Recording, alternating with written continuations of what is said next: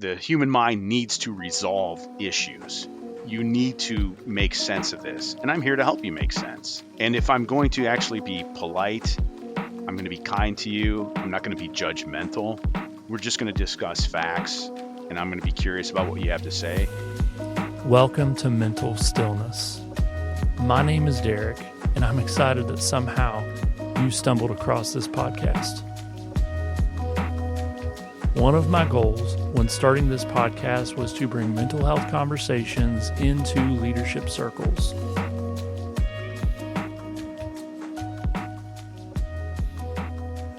Eric's going to do a little bit of an intro and give us a little bit of a context for who he is, what he's been up to, and he's got a lot of stories we're going to get into, but give us a little bit of a sense of who you are first, Eric.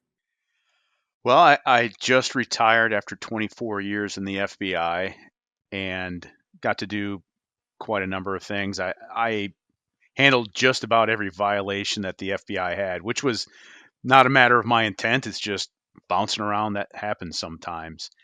And I spent 15 years as a SWAT operator. Prior to all this, though, I was a Baptist pastor. And in my years in the FBI, I have not met someone who followed the same road as me or a similar road. There's been plenty who have left federal work and then moved on to ministry of some sort. I am the only person that I have met that's gone from preacher to breacher. It works out great that it rhymes. It's so purposeful. It is. Let's go to the early years of that. What was the draw towards the FBI? Like, why was that chosen, or why was that a pull for you? I find that I've been asked that more than I have expected to. I've wrote a book and my copy editor goes through and says, yeah, but why the FBI? And I said, because it's super cool. Back when I was looking to do a career change, I thought, oh, that would be pretty neat.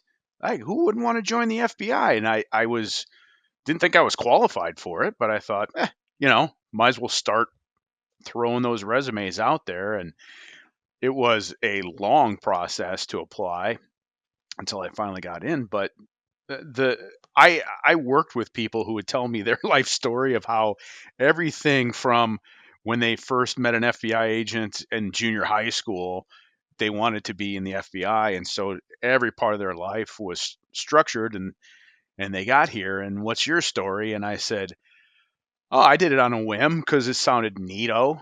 And, and we're both working together. As you stepped into it, it sounds like you jumped in blind. You didn't really have a context or a framework too much of you didn't know anybody else in the agency. No, in fact, when I applied, I was in Jamestown, New York. I didn't even know there was an FBI office there till years later.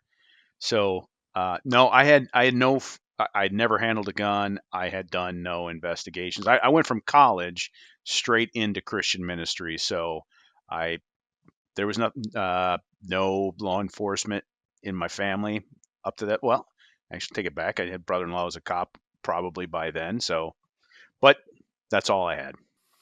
So you get into that world. Let's talk a little bit about kind of where those early years, your assignments or what your focus was. I know that there's different roles within the FBI.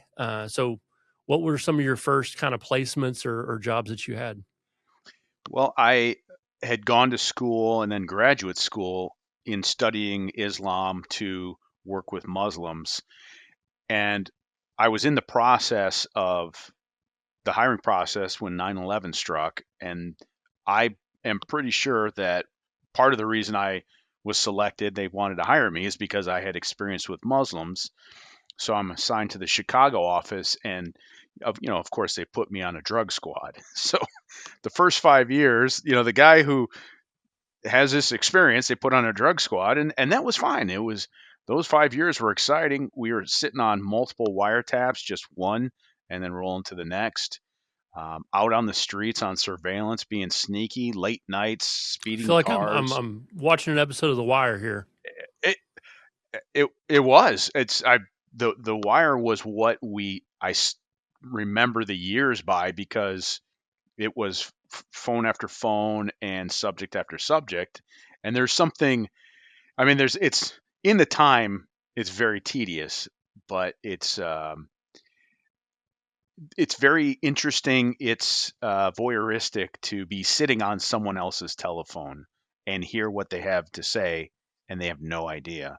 So that was the first 5 years. When did what I'm doing hit you in the face? Well, the fire hose came at Quantico at the academy because, here I'm handling a gun. I wasn't scared of it. I just didn't. I was skipping rounds off the pavement. The classes, legal training, that part, okay. I know how to study. I'm fine with that. I know how to respond to the directions on this is how we do tactics. Um, but just understanding that whole idea of what the FBI is was a lot. And there were a couple of support staff who had worked on the non-gun toting side who had now applied to be an agent, and such a leg up of just knowing this is what the culture is, this is what is expected. And I mean, just knowing legal process. I, I spent 24 years in the FBI, and there's many levels of it I still will not know about because there's so much to it that goes on at headquarters and different avenues to follow. So that was a lot to take on. That this was a major organization, and all I could do was read a book and hear about the history of the FBI. That's about it. You think of the very like, and you can define this so much better than myself, but like FBI being domestic and CIA being international or whatever. But Yeah, there's FBI offices internationally as well, correct? there are, and they work in liaison, so they're not running around making arrests. They're getting a request from the United States saying, "Hey, there's a guy needs to be interviewed.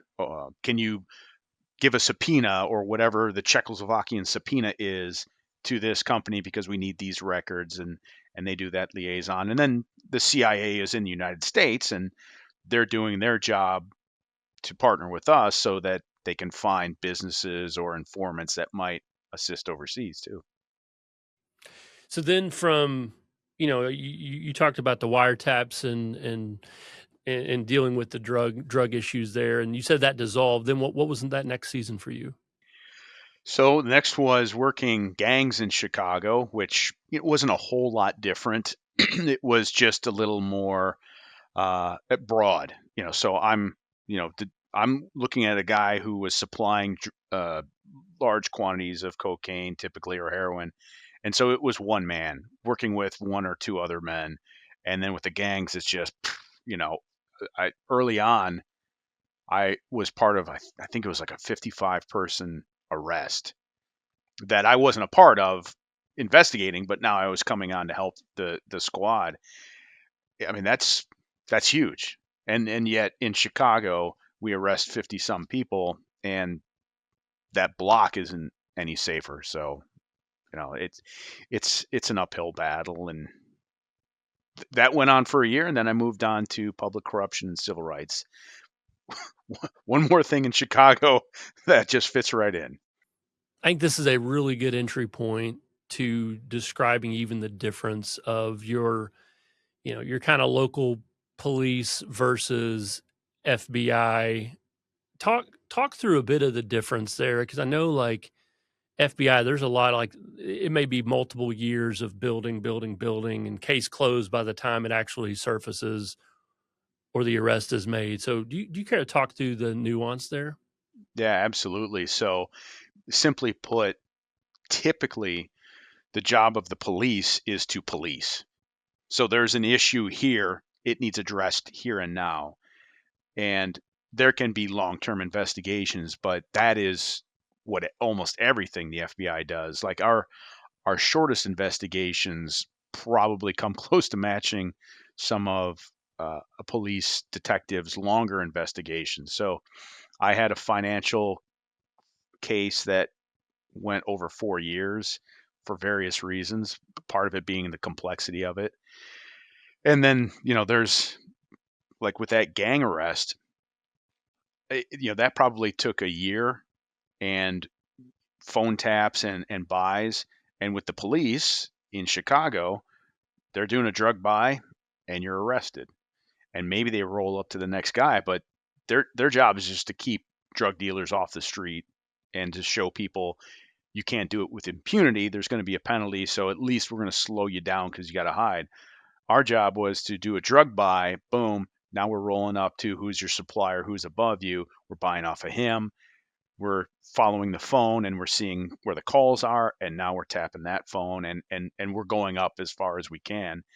In the drug world, as opposed to the gangs, that's going down to the border and then passing that on to uh, El Paso division, perhaps, to now roll up into what they've got, or them throwing to us what they've got that they can see going on in Chicago. On this podcast, we have leaders. Like there's a lot of people who are in businesses, organizations, different levels of leadership. And so I guess what were some leadership lessons or things that prior to joining the FBI, like you didn't see much, or maybe you saw them do pretty well that was like really that stood out to you? Well, when I was pastoring, I was the leader and I was the only person, and that was very difficult. So obviously, people in the church are definitely supporting and doing a lot of work too. But the things that I went through on my own, and I didn't have partners to share that with. In the FBI, depending on whatever's going on, we have a chain of command, but I'm leading. Okay, you're leading. This is my case.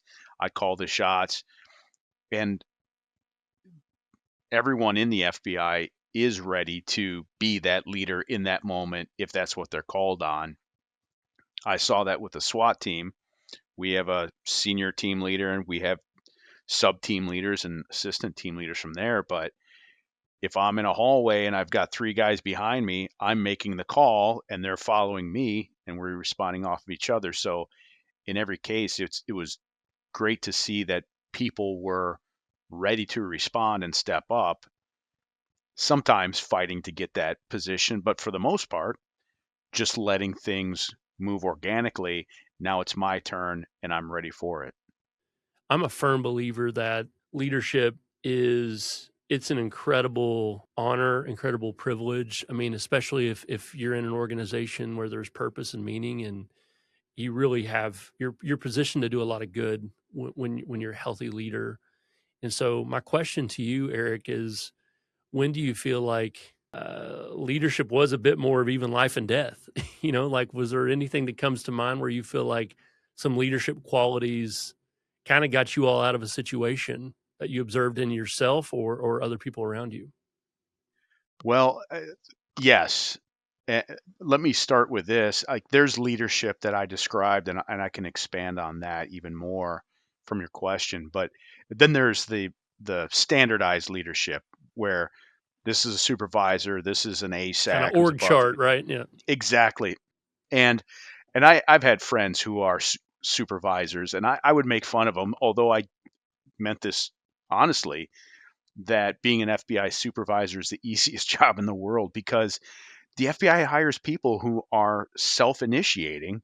They're all smart, they're all competent, they're all trying to do the right thing, and so you just got to get out of their way and equip them.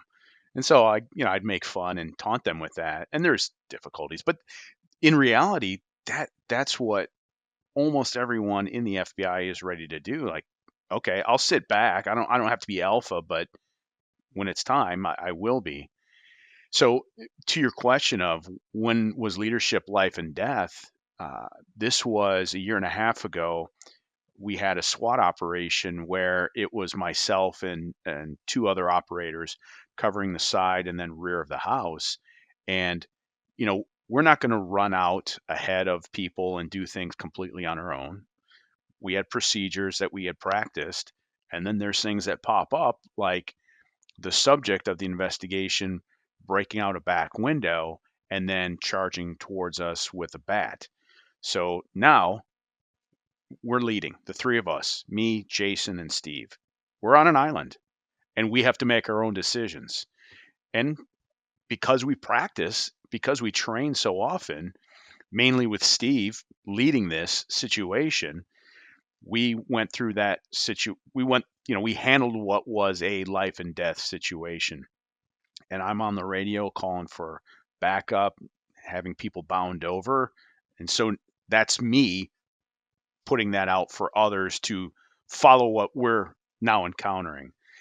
And unfortunately, in that situation, the young man forced our hand, um, would not follow commands, and his last words before being shot was "kill me."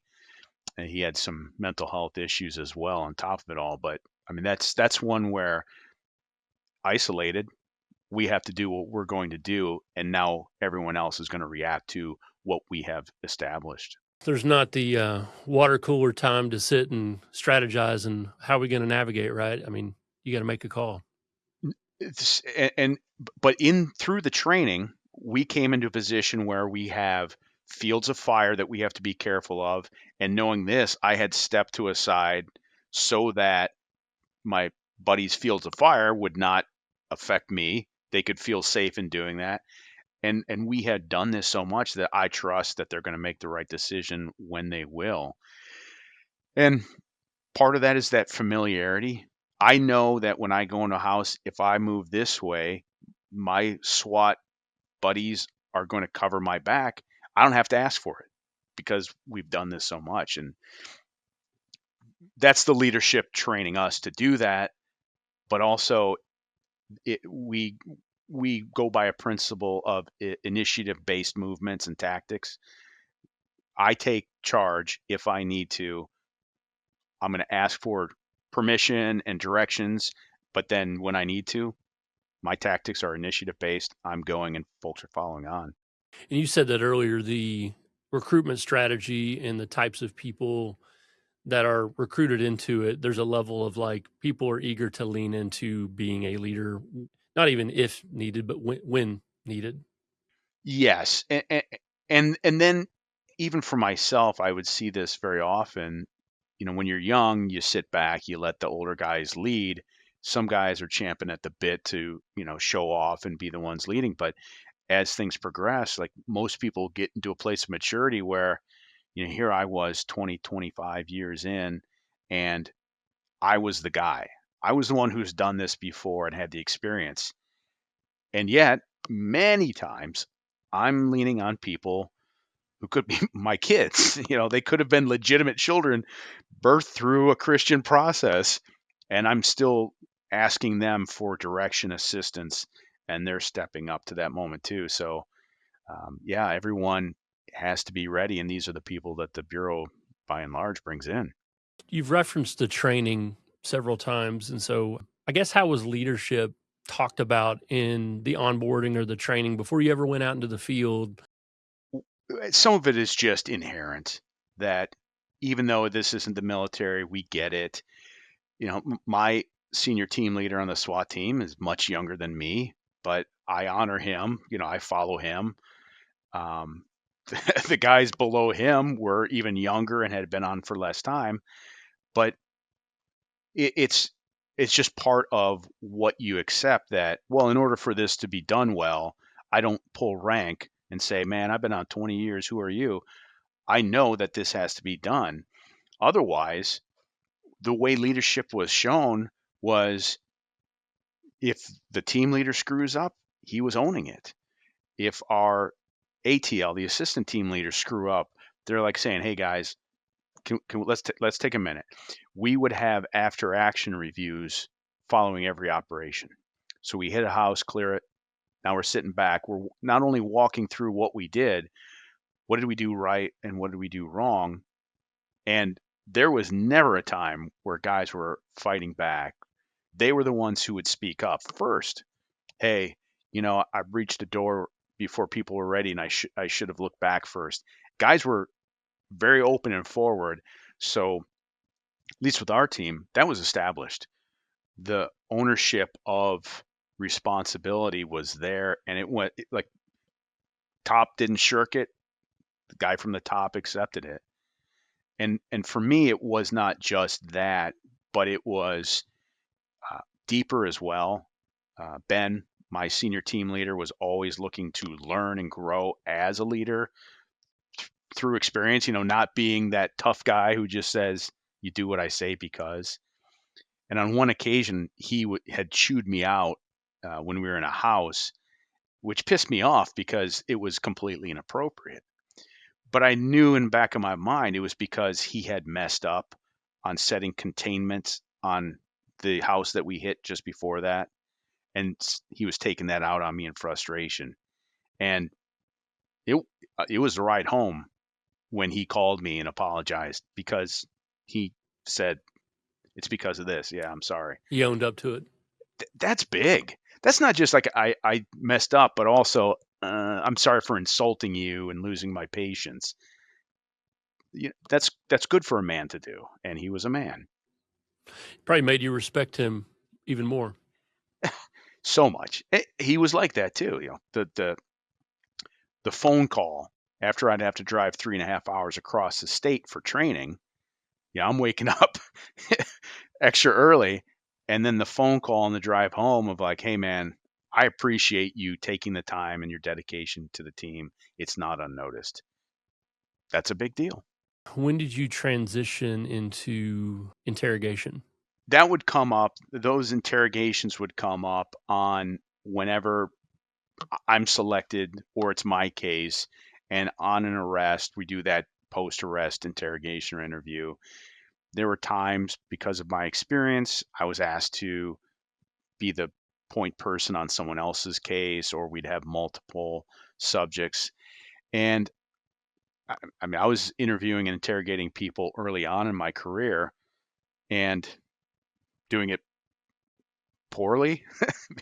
I had to be the one who sat in, who was like number two, kind of taking notes and watching how people did things, reading some books and learning from experience. They teach you at Quantico, but it's, build rapport, minimize their criminal activities, give them an out that they can take. And you go, okay. But it came from that experience of actually doing it, seeing what works. You're sitting across from somebody, and I'm picturing this is somebody who you may even know more about them than they know about them. I don't know if So that's some right or things there. not. Yeah. I guess walk through some of the strategies and tools that you found successful, that you found, because my guess is, like anything else, like your personality, you had a style. You probably, yes, there were different principles and evidence-based approaches for interrogation, but you also, I'm sure, know, and two interrogators do it the exact same way, is my guess. No, but two good interrogators will do it somewhat similar. And part of that was, you know, I think I know what I'm doing, and then I got my buddy who thinks he knows what he's doing, but I have to be the one.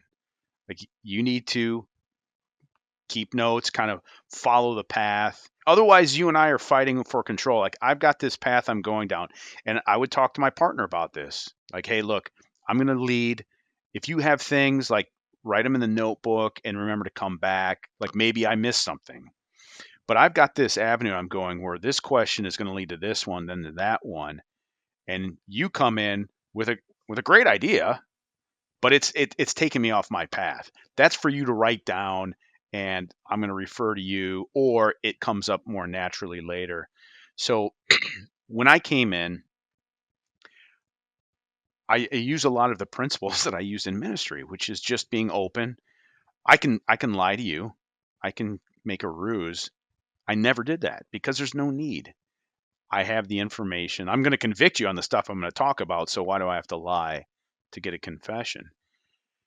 And when I arrest you, this is the worst day of your life. Also, I've done this 1,000 times. I've arrested people 1,000 times. I've been there. I'm familiar with the process. And so I am here to help you through this process. Even if you're a gang member who's been through it, and those you guys are usually the hardest to crack, but most people, they don't know what's coming next. And this is the nadir of their life.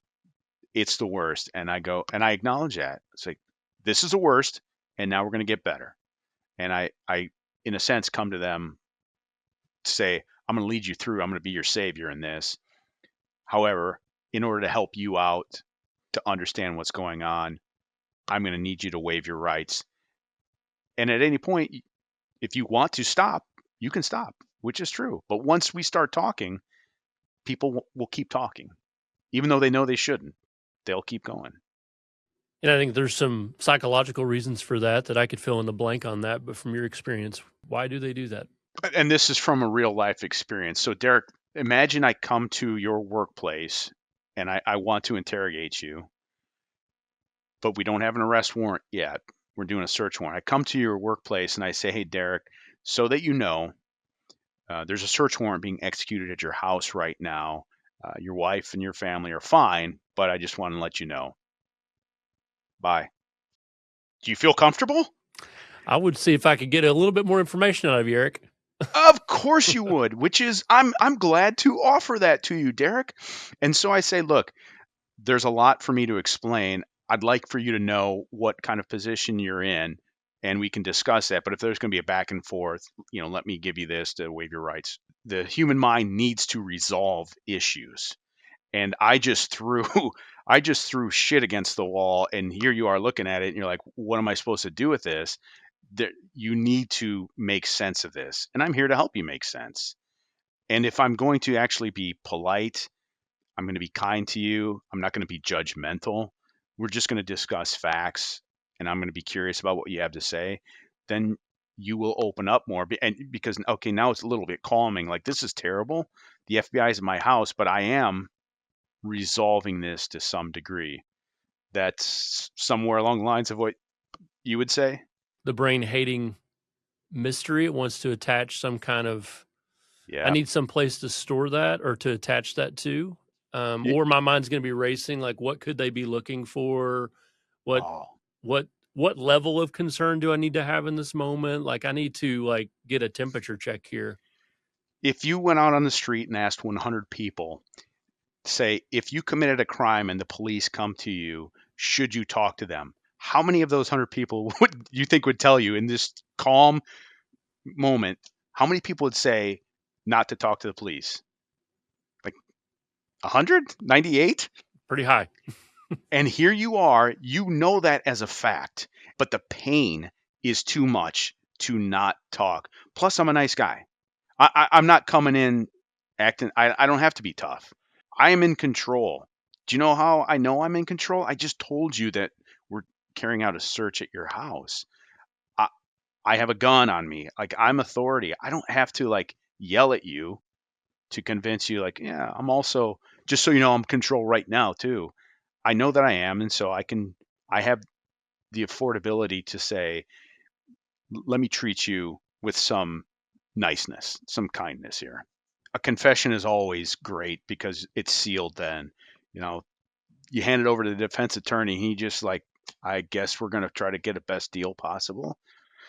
So a confession, even though if I have like no doubt case in the situation in real life that I bring up to you, this was one where yeah, it would have been useful to have a confession. We had enough to get a search warrant. This individual is making threats against some politicians. That got us in the door.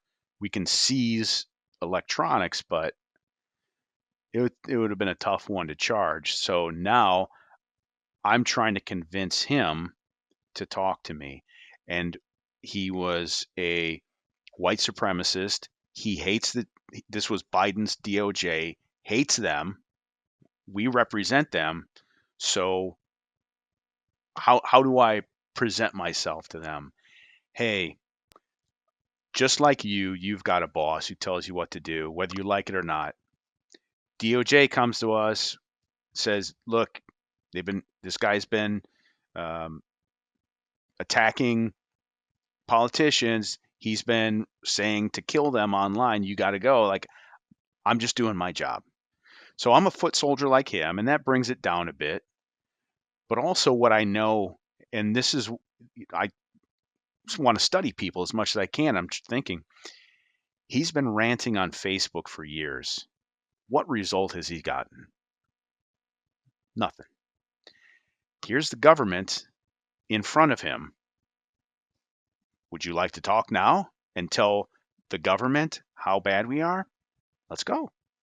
And now he has something like, well, Now I got somebody I can yell at directly, and made all the confessions he needed to of like, yeah, I meant that Joe Biden should hang and be killed. I meant that as a threat because he's terrible and has done so much wrong to the country. And you're like, good, tell me more. Your posture isn't one of desperation, like not necessarily a forcefulness. And I'm not beseeching either. Even though I'm asking you questions, I hope I'm structuring it to where you don't realize this. Where it's just, I've said this before when I talk to other podcasters, you would do a great job because this is what you do and this is how an interrogation goes, and it should. Where I'm directing our conversation into the things that I want to discuss. And I'm probably coaxing you along the way with some evidence that makes you keep that straight line. On both sides of that interrogation table are humans, right? And you Yeah. think about ethics and you talk about even just your faith background. And so I guess like any points where it was like it got a little confusing on the ethics of what you were doing at all when it comes to maybe it's even something about them that was like, oh, they're really not that bad of a guy, or you study these people. I don't know. Like I'm just thinking of the humanities sides. Like it's a real thing. Well, there's always victims somewhere involved. And, when you get into drug sales, you're like, okay, well, the victim is society. And like, okay, that doesn't really bring a tear to my eye. But there were often victims. And so that's a driving force. If there weren't victims because it's just society, then, these are people who are wantonly breaking the law. I never had an ethical problem because everything was signed off. The protocols that the FBI follows, you're staying within these barriers at all times. And the guy who kind of pushes the envelope is seen as a hero, and like some police department would probably look at it and go, oh my, you guys are still too straight. So when a judge is signing off, that was fine. And honestly, for me, I didn't ever lie to people, not because I didn't feel like it was wrong to do. It's because I just know value. And once you catch me lying, because, Derek, I want to know where you were on Tuesday when your neighbor disappeared. Well, we have people who saw you behind his house. You're like, well, I know I wasn't. So now I don't believe anything you say. There's enough that we come with that I can press you on the truth. The book that's coming out. Why a book? Well, for me, uh, agents tell stories. So whenever there's downtime, I believe that's how we process things. We revisit them and implicitly say we made it through that. Sometimes they're just funny, but many times they're dangerous or unordinary. And our recounting to each other is a statement of we're still alive, we survived all of that. So, my wife says, "Oh, you should write a memoir." I said, "Great." I didn't take notes. I should have, but I sat down with myself and started telling those stories as if I would chatting with someone, and they just flowed just as the stories so often do. The book is a case study on what would happen if a mad social scientist plucked a Baptist pastor out of church and stuck him in the FBI for 24 years and said, let's see what happens. And some crazy things happened. And I like to tell the stories with humor. And I think there's a good bit of insight into that too. So, but along the way, understanding this is me. I couldn't be a pastor anymore, but I could do God's work, bringing justice to people. And this is how I acted and how I perceive things as a guy who was a pastor. So I think a bit unique. Very unique. I'm sure over 24 years, there's a lot of stories, and I would be a bit regretful if I didn't ask you to share. Maybe a meaningful slash crazy, to use your word that you said earlier, something that stands out over the course of your journey that's like that you feel like encapsulates, man, that's a good summary of what I got to do for 24 years. Absolutely. I'm going to tell you what my favorite story is. So I had worked crimes against children at one point, but before I got into that in Northwest Ohio, I was working organized crime. Well, we my partner had a case on a pimp named Lucky who had been arrested for trafficking underage girls. He was in jail, but we were up on his phone from the jail calls because they're all recorded, and he was trying to influence the teenage girls to not testify against him. So my colleague asked, "Hey, would you head up this part? I need you to listen to Lucky's calls, all of them." And he called every day, all the time, and it was maddening. So I told you, like being on wiretaps is very voyeuristic.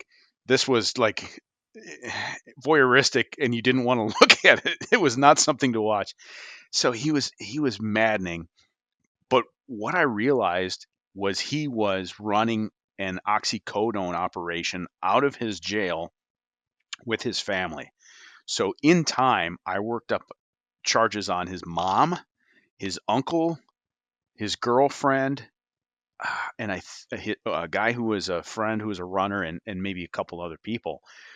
So course of time, not only did we have the trafficking charges, now I was bringing new charges against him. And my colleague was saying, "You did such a great job helping me out. You get to pick who to arrest." And I said, "No problem. I know which choice I have. It's Monica, his girlfriend." So we went out to arrest Monica, and it was in a small town. So I stopped by the sheriff's office beforehand. And I said, "Hey, I'm going to go arrest this woman. Do you have a place where I could interview her afterwards?" And the deputy says, "Hey man, I know that family. They're in here all the time. She's not going to talk to you." And I said, "Okay, we'll see," because I had a plan. So we arrest Monica, bring her back, and I explain, "Hey, I'm the guy who worked up a case on Lucky, and I've been listening to all his calls. I want to play some of those calls for you." And I didn't even read her Miranda rights. I knew I had her. So I played the first call, and it's a woman's voice with Lucky, and they're talking about how much they love each other and want to be together. And I asked for Monica to respond, and she goes, "Well, that's not me." I said, "I'm sorry." And so I play her another call of a different woman and another call of a different woman. And I get to the fourth one, and she goes, "What do you want to know?" And I didn't have to tell her, "I know you were helping him sell drugs." I just had to show her there's no reason for you to be faithful to this guy and stand up for him. Look out for yourself. And sh- as we were driving back to Toledo for lockup, I was on the phone with our prosecutor, and Monica says, "Give me the phone." And she says, "I will testify on one condition." I'm the first one on the stand. and and to me that was fun. It was fun to crack somebody without having to play, like prove something. I had listened to this guy, and I knew she was not going to stand by him if I could show that all that time she stood by him was a waste. What an incredible story. You talk about having a plan. You had a plan, Eric. And it was fun. I'd also listened to stories where Lucky was telling other people how Monica used to beat him, and because he was tiny guy. And also, as I looked up Monica's criminal history, she had a domestic violence charge against her from him. So all I had to do is turn the key a little bit, and she was willing to go. I don't mean this arrogantly, but the Bureau gave me a lot of tools with experience. And I used to train FBI agents how to shoot. I used to train them how to enter a house and use tactics. Um, I have that ability, and I have the understanding of how to talk to people and recruit informants. So I think next step is finding a way to take what the FBI gifted me with and make sure that continues on for someone else. So looking into teaching and training others. So when it comes to your memoir, and that's coming out in the fall, is that right? It's coming out in the fall. My wife's company publishes books, and There are unfortunately some paying customers who have jumped the line ahead of me. So we're waiting on that. I definitely want to gonna pass along that information. We're gonna plug everything. So how can people follow and stay in touch with you and be up to date on when book release and so forth is happening? So we'll have the website up in time and they'll find that. My Instagram is _Eric_Robinson. And I'm amazed that that was still available. Or you can look me up on LinkedIn, and obviously I'll be promoting that there, and as well as this podcast and some other ones that where I've talked about some stories. So if you put them all together, you probably get the whole audio book as I've tell the stories from here to there. I love it.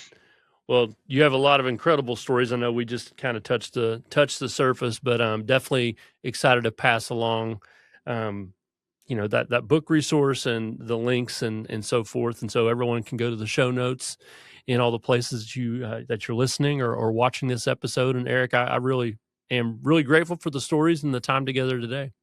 Absolutely love talking to you, Derek. Thank you.